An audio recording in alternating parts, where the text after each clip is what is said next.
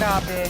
Grabe Yung sakripisyo. yung paghihirap ng ating mga guro para lang masigurado at maprotektahan yung naging boto natin sa halalan. Para masiguro na mabibilang bawat boto po nating lahat. Biro mo tumawid ng ilog. Saka, 2 araw. bagamat nagkaroon na ng reforma doon sa election service, yung act, no, na medyo tumaas yung makukuhang benepisyo, allowance at insurance sa mga teachers.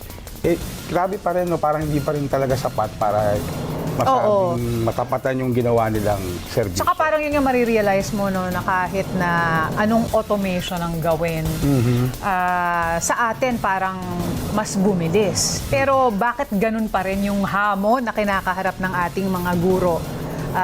Sa bawat na lang magkakaroon tayo ng eleksyon o halalan.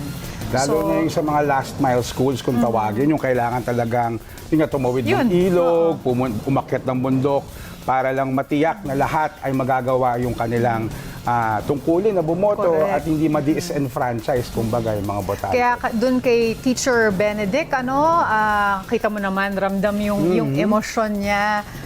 Hindi man po ito sapat siguro, pero kami po ay nagpapasalamat sa inyo, nagbibigay pugay at very proud, na meron tayong mga guro katulad ninyo. Saludo po sa lahat ng mga teachers at sa lahat po ng mga nag-volunteer at para po maging matagumpay itong nakaraang halalan.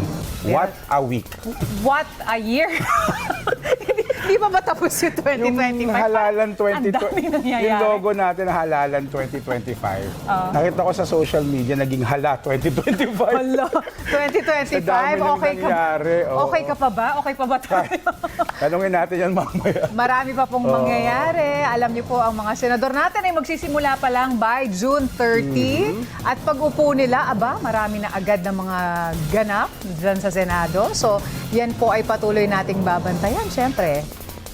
Siyempre, kailangan tutukan po yan at yung mga pinangako nila, sana po ay hindi mapako. Maniningil tayong lahat. Yun. At yan ang mga balitang nakalap sa aming tuloy-tuloy na pagpapatrol sa Kapamilya Channel, Kapamilya Online Live at A to Z.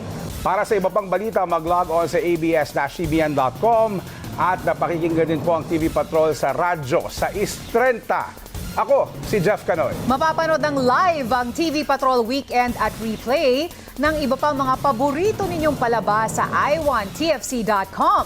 Sama-sama rin po tayo gabi-gabi sa All TV. Sa ngalan ng ABS-CBN News, in the service of the Filipino, ako po si Zen Hernandez. Andito kami, naglilingkod sa inyo saan man sa mundo.